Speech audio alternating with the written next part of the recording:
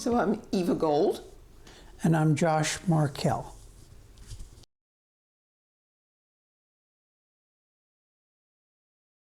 So I was at Penn, and there was a group of students who had a organization that was involved in social activism in the Mantua community at that time. And those people became aware of the existence of Powelton Village, and some of them saw it as a place that would be a great place to have, to reside. And so I got to know it first through then. And then upon graduation, I immediately went to work for the anti-war, anti-draft organization Resistance in Philadelphia, and got to know a group of people who were, some of whom were in resistance, some not, who were looking for a living situation that would support their doing their political work. And since I, among others in that group, knew of Powelton and found it to be a really interesting community, although quite different than it is now. We looked for a house here, and that's how I got here.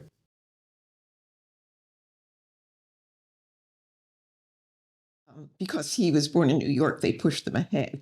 So I graduated a year after Josh, and then I went cross country for the first time. And when I came back, he and we had been together in college, and then we worked at a summer camp where it wasn't a camp yet, but we were sort of building the buildings for that camp. And when we came back to Philadelphia, I moved in here into 3605 Hamilton Street. So that was in 1969.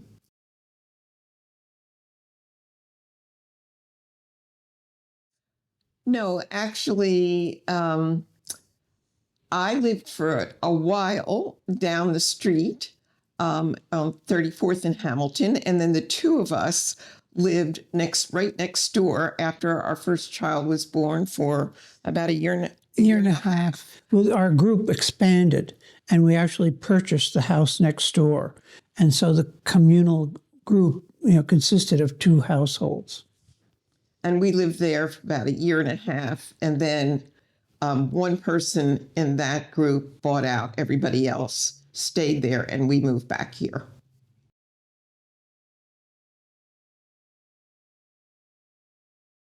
Okay, I was an architecture major, which people should be aware is akin to being pre-med in that it doesn't qualify you to do anything. It just gets you ready for graduate school, at least in the program at Penn. And so, I went through that in my undergraduate years. I was an art history major at Penn. That's great. That's somewhat how we met, because we were in the same art history class. And yeah. Oh, wow. There were several ways in which our lives crossed, but that was one of them.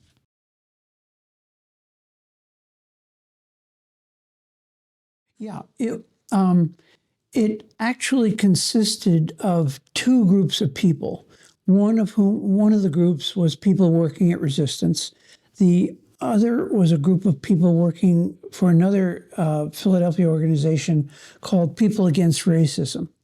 And then it was enabled by the fact that two of the people in the group had enough money to put down the down payment on the house. And although we all paid rent, which went towards the mortgage.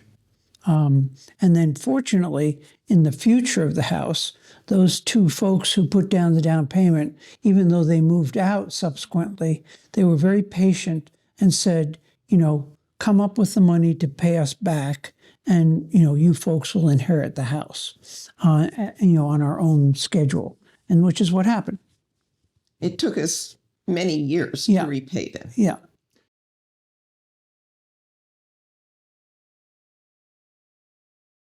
And I think it was either $21,000 or $22,000.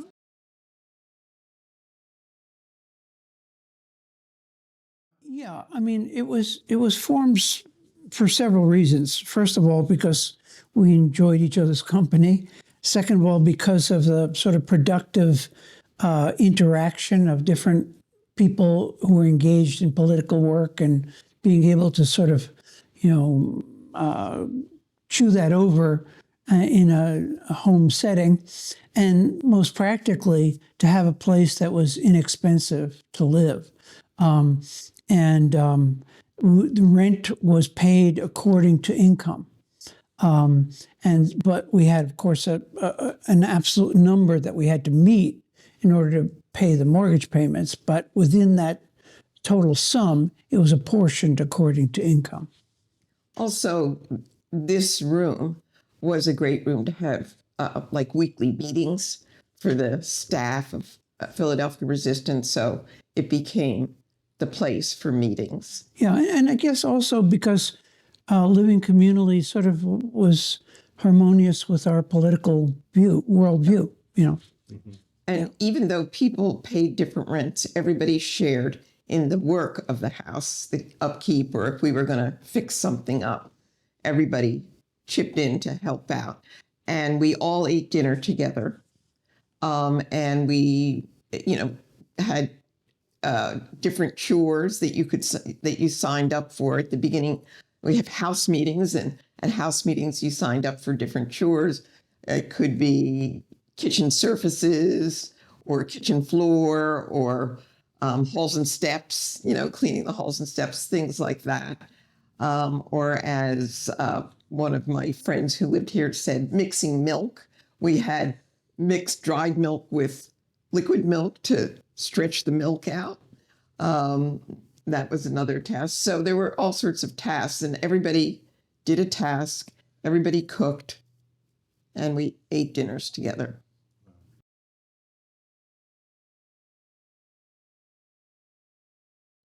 Well, we tried to compute that last night, actually. And we think it was usually 6 to 8. There were children who lived with us, parents with children.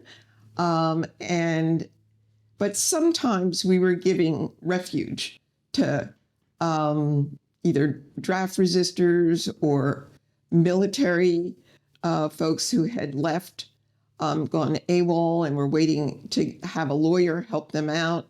So it could go up to 12, but generally it was in the range of 5 to 8.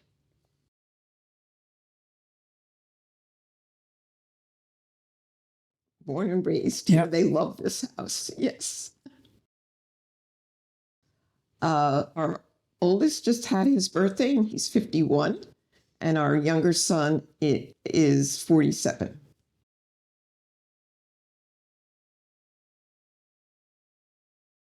Okay, so go ahead. Not everybody did the same thing. Okay. So not everybody worked for Philadelphia Resistance. Some people did, and some people had other jobs. And there was also a Philadelphia Resistance print shop.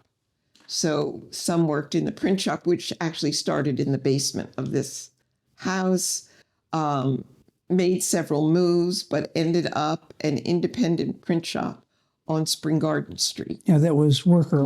That was worker-owned, called Omega Press. Yeah. So that had a very long life. And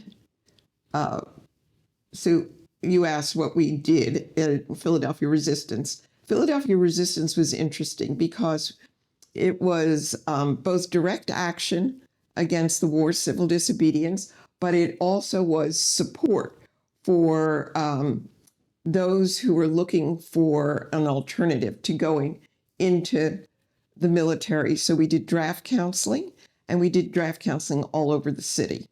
Not just like in West Philly, but like I was doing a draft counseling center in Kensington, and other people were other places around the cities. And we also did military counseling. So we had a military coffee shop outside of Fort Dix and near the Navy base in Philadelphia. And in their off time, those who were serving could come in there, and some of them needed legal help. And So we were there to help them and tell them their rights. And we would do things like, for instance, at 401 North Broad Street, there was an induction center where people went into the military. And we would go there at 6 o'clock in the morning when people would show up there and hand out cards to people saying, if you ever need help, here's the number to call. You know, thinking that some people would be going into the military, maybe thinking that that's where they wanted to be, maybe not. But that some of them over time would come to feel, especially with the war in Vietnam going on, that they didn't want to be there anymore. And that we could offer help and counseling and legal aid if that happened. And in fact, we'd find that months later, we would get calls from some people, you know. Yeah. So we did education programs. We had something called Omega U, and ran programs on all sorts of political ideas or history. And in addition, there were mobilizations that were going on, like in Washington, D.C., big demonstrations. And we would help with those, or we would have sister demonstrations in Philadelphia. Yeah. And in Rittenhouse Square, in what's now Love Park, in all those places, there were both demonstrations and draft card turn-ins. Yeah, there was a very big one called the Moratorium, and we were the primary organization organizing the moratorium in Philadelphia. It went on all across the nation, and a guy, Stuart Meacham from the American Friends Service Committee, thought of the tactic of reading the names of the war dead, which, American war dead, that took better than 24 hours to do. And that was associated with the moratorium and got a lot of publicity. And so, we were involved in all kinds of ways to resist both the war and the draft. And sometimes, we would close draft boards by chaining ourselves to the doors, and getting arrested for that. And but more often than not, it was legal activity, that was opposing the war.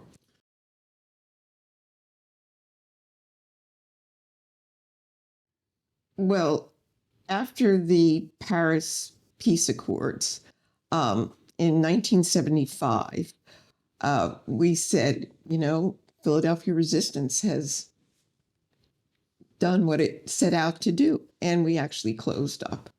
We ourselves decided that was it, and we decided that we were all going to go back to the other things we had on our agenda to do.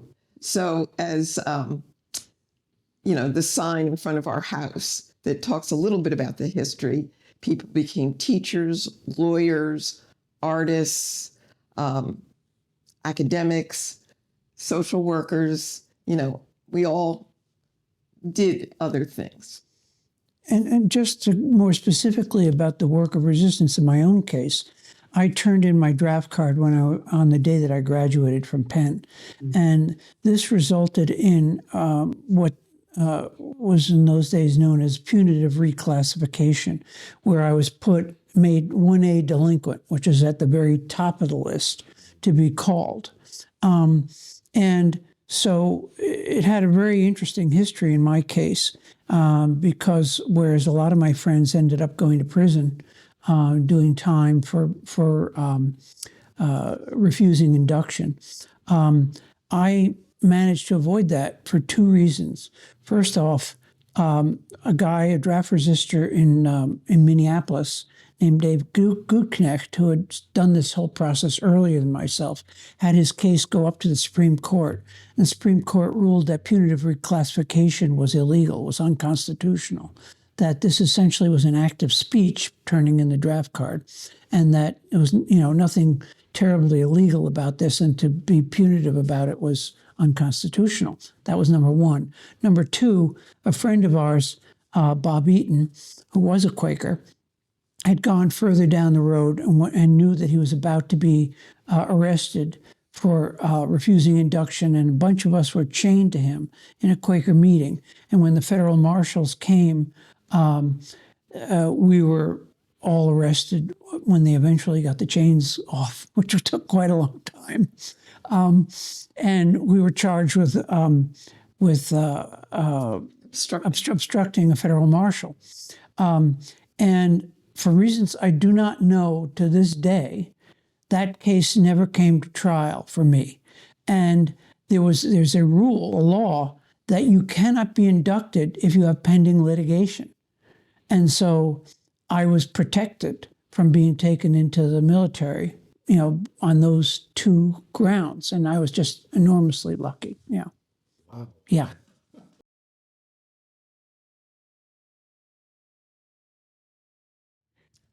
Well, as Josh said, it was a beautiful neighborhood back then.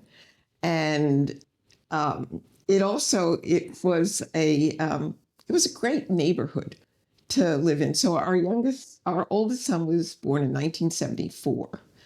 And I can't think of a better place to have had a child at that time. Great neighbors, a group of us together with Nancy Hoffman and Arlene Matskin in the lead, built the tot lot. And we all chipped in and worked on that. There were play groups. Our kids were in play groups together. And I used to say, you never, in the play group that our oldest son, Judah, was in, there were 5 of us. And you never called and said, I have a cold, don't bring your child, because all of us worked part-time and everybody was dependent on everybody else. And we were there for each other. And in fact, one of the members of that play group, Jolly Chrisman, and I became partners later in life in Research for Action, which is a Philadelphia-based education research organization, and worked together as co-leaders of that for 16 and co-founders. Co-founders for 16 years. Yes, Research for Action still exists. We retired, leadership has been handed over twice, from founders to one and now to another. Yeah. And it still continues. Also, there was the role of Powell School, which was, we knew many of the teachers there were our friends and colleagues. And there was also a group in Powelton called the Powelton Mantua Cooperative Education Fund, which had a kindergarten called the Children's School on Spring Garden Street. First grade. And, we were all involved with that. And it was pedagogically very in line with our thinking about, theories of education. And so, we had a very organic connection to the education that our children were receiving. And one slight maybe variation on what Eva said, Powelton was a beautiful neighborhood, but it was also a much more run-down neighborhood at that point. Yeah. Like, for instance, most glaringly, the apartment houses on Powelton Avenue that were then known as the Piles, which are now, student housing. They were unlived in and a real menace in a way. And there were other places like that in Powelton and made some people fearful of living here. And there was a higher amount of crime. It was not what it is today, but it was still had the bones of a great place.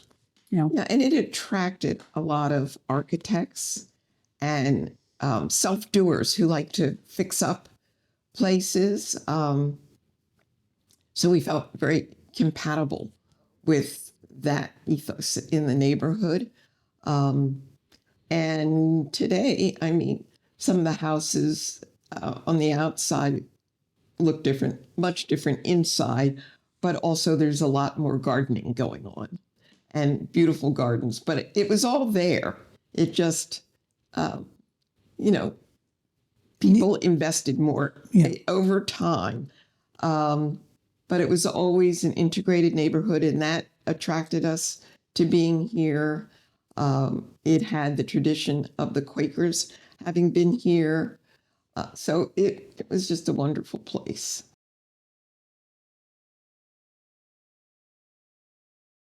We thought there were at least 6, you know.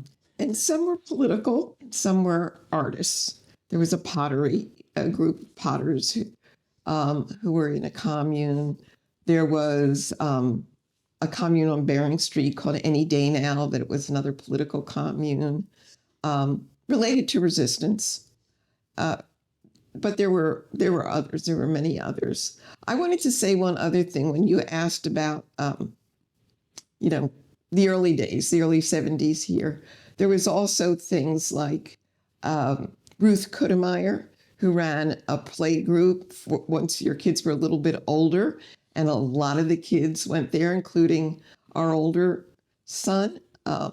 So there were just a lot of things. There was, in the summer, we had a community softball game at the Powell School playground. And that was fabulous. That was intergenerational. And everybody came out for that. There was a lot of self-made infrastructure. Yes. Our younger son and his friend, Maggie Berryman, for 2 summers, when they were, I don't know, maybe they were 12, ran a summer camp here in our living room and took kids on walks and got a parent to sometimes come to help them go to the zoo or do something like that. They were, so there was just a lot, and people sent their kids to this day camp, kids in the neighborhood. So it was fabulous.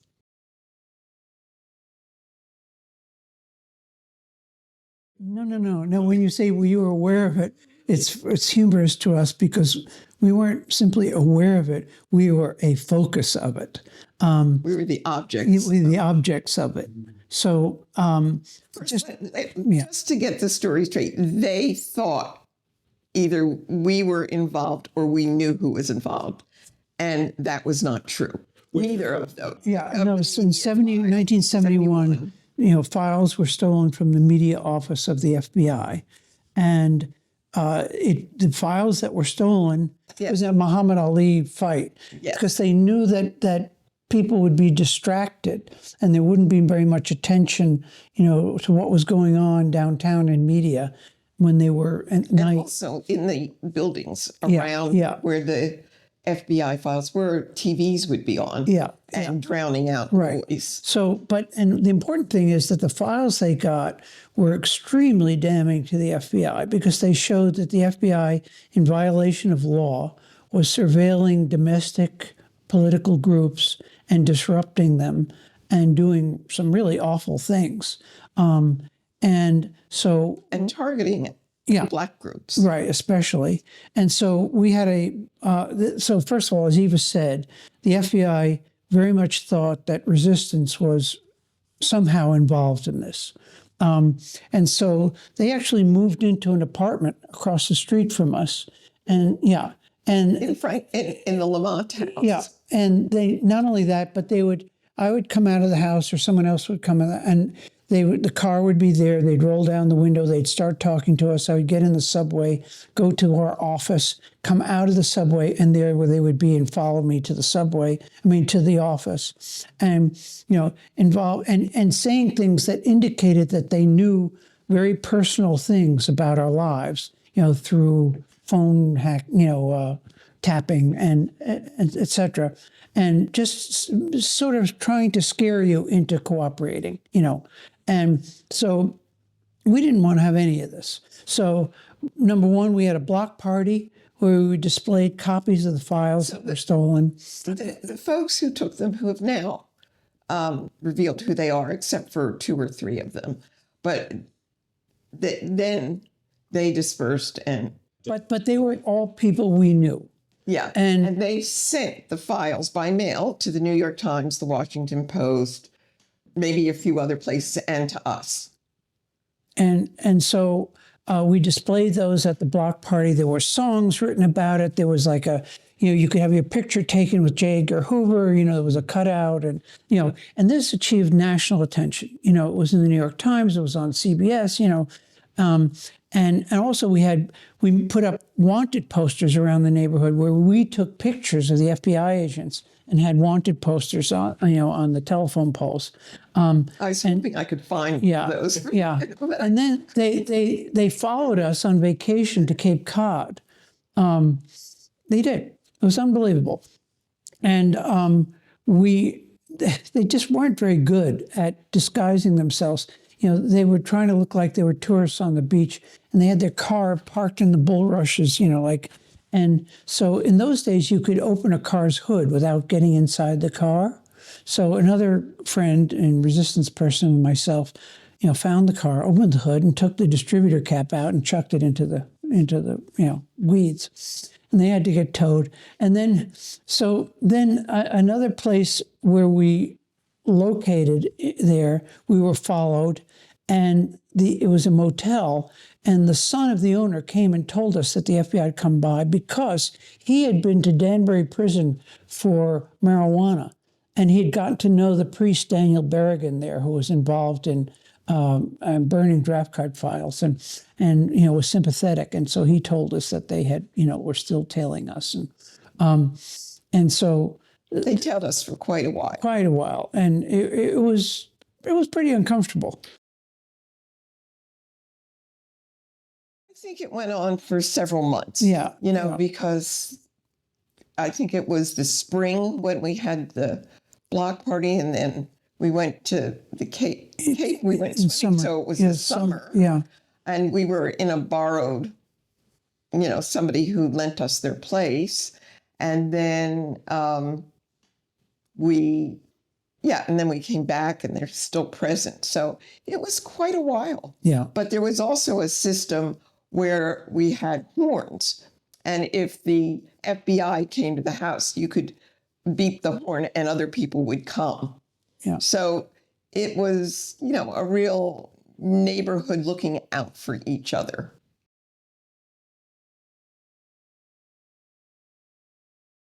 No, but we knew those people as well. We were close with them. And that was one of the most miraculous things I've seen, which is that, number one, the judge allowed them to bring up the issue of both the morality and legality of the war as part of their testimony, and that the jury acquitted them, which was absolutely unprecedented. Camden 28, and that trial was sensational, and I was there at the trial.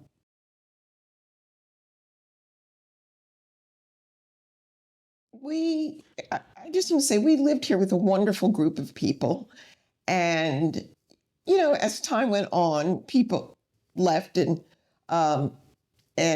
got their own places, but we lived with another couple, Judy Adamson and Fred Jakes, and at that time they had two children, Kevin Adamson Jakes and Megan Adamson Jakes, and our kids who grew up together, Judah Gold-Markel and Micah Gold-Markel are our two boys, and they grew up together here, and Judy Buchanan lived here as well, and we were all, well, I think Judy left sometime in the early 80s. She has her own house in Powelton, and we lived with Judy and Fred until 1985. So we didn't consider the commune just sort of something you did when you were young. We actually found it as a wonderful place to live with other people and their children. And each of the families had their own separate, separateness, but we were also together, and we ate together, our dinners together. But it was a great way to which is not raise to say, children. It was not to say that it wasn't without tension, because it was. I mean, there was, different standards of cleanliness and, whether someone is shirking their job or not. And then actually in the early days, there was some political tension between the two different, groups in the house. And after a year, actually, half of them moved out to do work in Kensington.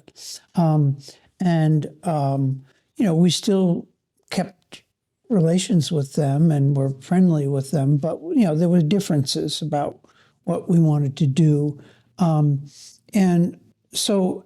And there was a need, I think, as families developed, for sort of a tighter, more personal life. But on the other hand, we found there were tremendous advantages to it. Our children, we didn't feel like we were constantly trapped by our children, like you couldn't go out to the movies because, or you could, they had in some ways, more than one set of guardians and who they loved. And although it was always clear who family was, and so they grew up with very warm connections to the other adults. And still have and still have them, and to the other children in the house.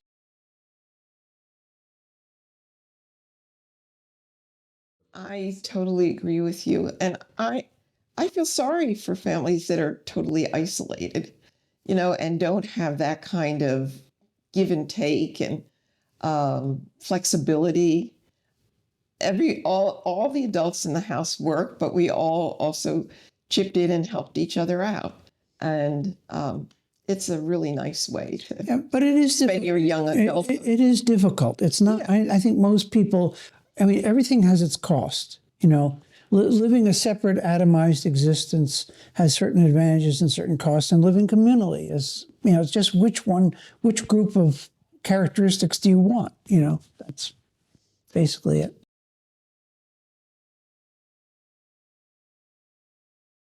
Well, there was a legal aspect to it. It evolved when we bought out the original owners, the two people who had put down the down payment. It was owned by a group. Two couples. And then it evolved to be two couples owning the house, Fred and Judy and Eva and I. And so then we bought out Fred and Judy, and it became solely ours. So there were legal transitions. But they lived right down the street. Yeah, we spawned many Powelton households. Fred and Judy, Judy Buchanan, all came through here. Then when we rented out the apartment, Alina and Chris McNeil lived there for 3 years and liked the neighborhood so much that they bought a house here. So it really... Joe Darkin lived upstairs. She decided to get her own house, with her daughter. Her daughter now has her own house next door to Joe. So we really there are a lot of people who lived here. We metastasized. The neighborhood. Yeah. That's not a good word. Oh, Oscar lived. Yeah. Oscar and Clemencia lived here. Yeah, in the apartment. Yeah. Yep.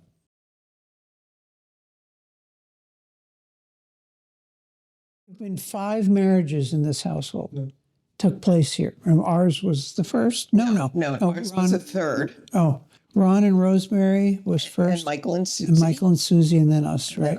Right. And then Duke and Steffi. Duke and Steffi, I forgot. Right. There's 6. No, that's 5. No. And then Fred and Judy, and then Judy and Jim. Oh, yeah. So there have been 6 marriages here. Most of them which are still together.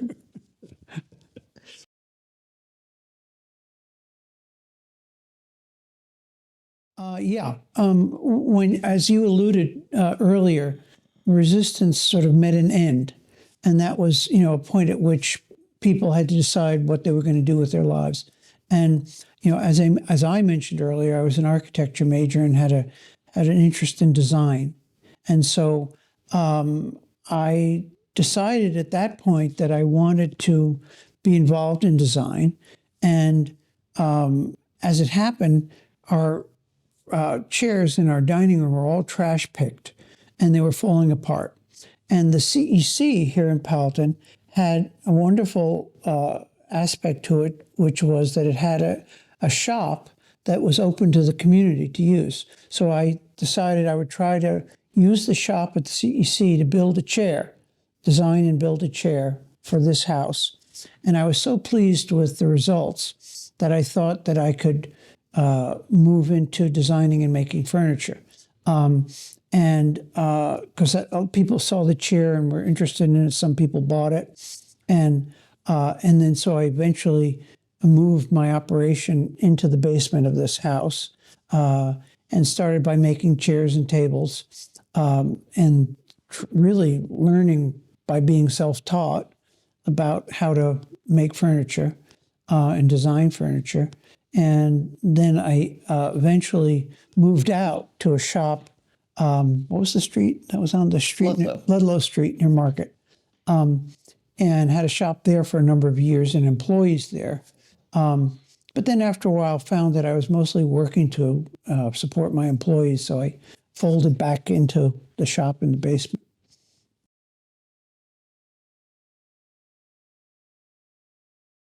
Another woodworker and myself, Bob Ingram, started the Philadelphia Furniture Show, which started out at the convention center and went like gangbusters for about 5 years, just mushroomed. But then there seemed to be, for some reason or other, there was a cultural trend which people became less interested in craft-made furniture, and we sort of shrunk down. And I kind of kept the thing going for many. Actually, it lasted for 25 years, but in a smaller form.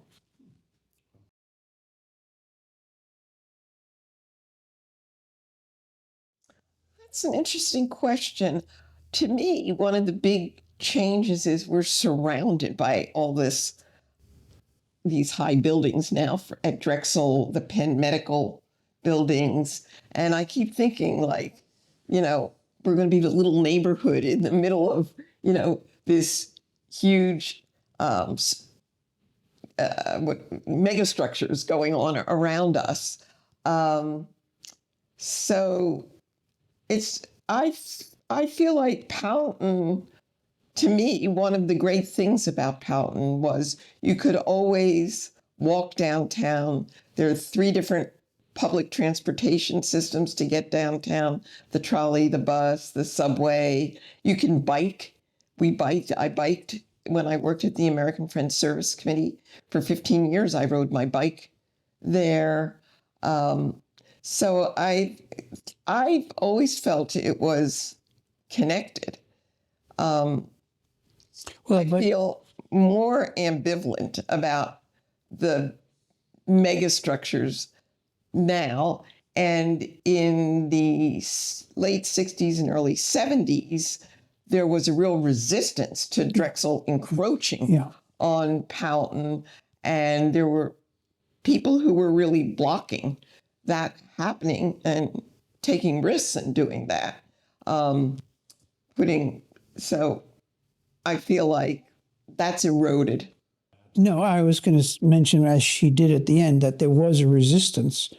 People sitting down in front of bulldozers, where Drexel was hoping to expand and things like that. And at this point, there seems more to be sort of a resignation, I would say, to the fact that we have to coexist with these organizations, and not so much as much of a spirit of resistance to them.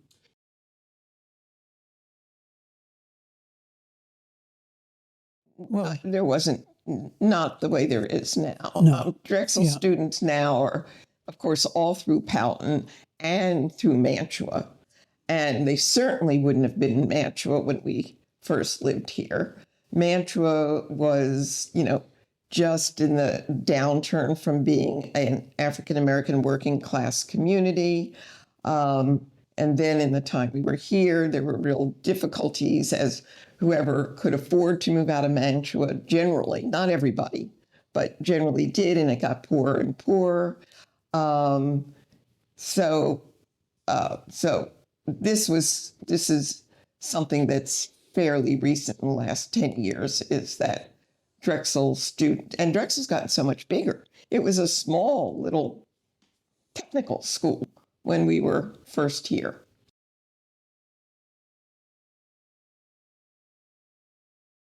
I don't know. I think there were some Penn people and and Drexel folks who were, here, graduate students, young families maybe, but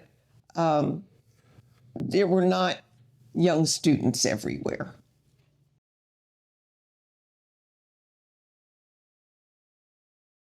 Absolutely. We absolutely Yeah. did. Yeah. Yes, we were so sad to see that close. And there was the hardware store on Haverford Street, Haverford Avenue. Haverford Avenue, which we called it was Schumann's hardware store.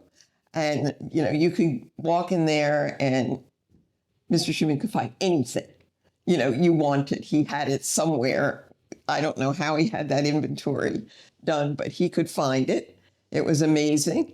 And then there was, you remember the Harry's? Yeah, there was a Harry's Market on 36th, right underneath the piles. What was the piles?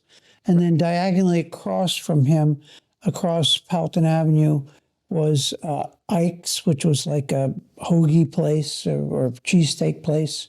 And what else was Well, there? there was still the Village Cleaners. Yeah, yeah, But it wasn't surrounded by restaurants and stuff. yeah.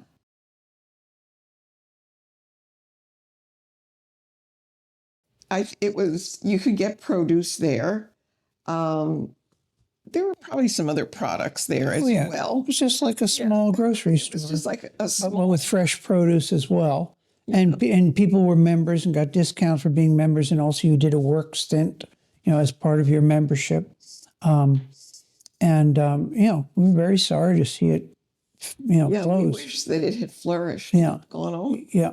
I mean, for instance, in Mount Airy, Weaver's Way. Weaver's Way, which is an incredibly successful co-op, which did survive and expand, actually. It's still to this day.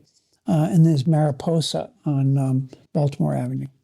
But, it was nice that University City High School for a while did a garden, and they sold fresh produce on Lancaster Avenue. And so we would go and, buy their stuff.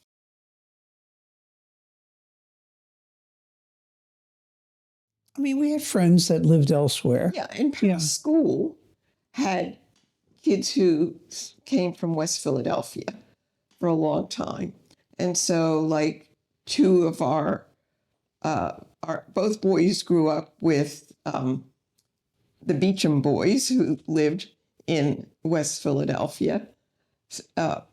So there was, and Micah, the youngest one, was in daycare at Friends Center, where I worked at the time. And there were kids from West Philadelphia as well as from here and other places. So there was some exchange, but I don't think there was a formal community connection to those organizations. Yeah. Just individual relationships. Yeah.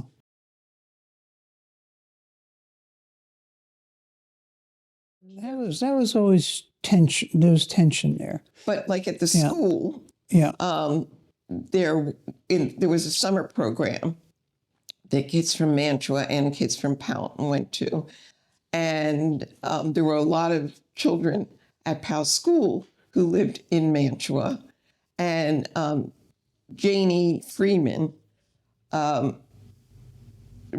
the PMEF, Mantua Cooperative Education Fund. Education Fund. Yeah. And that always both did things for the children's school, which was the one on Spring Garden Street, but also for Belmont, McMichael, and others in the Powelton, Mantua area. And it was always a racially integrated organization. And an integrated board. So there were some formal ways in which the neighborhood stayed connected. For instance, both our older son and our younger son are friends with a guy named Malik Seals, who was at Powell, and they're friends with him to this day, and he was a black kid who grew up in Mantua.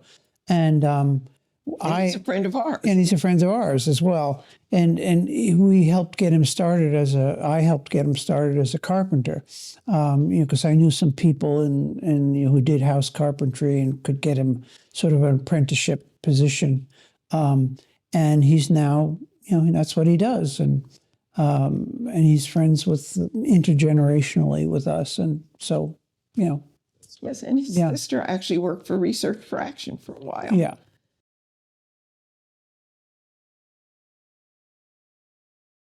We're going to miss everything. First Yeah. of all, we'll miss this house. This house, it's not only had 5 weddings, it had both of our kids were bar mitzvahed here.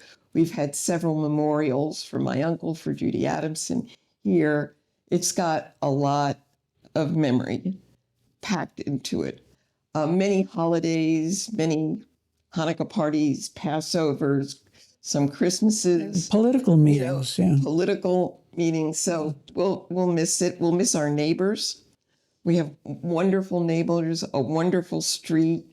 The school is terrific.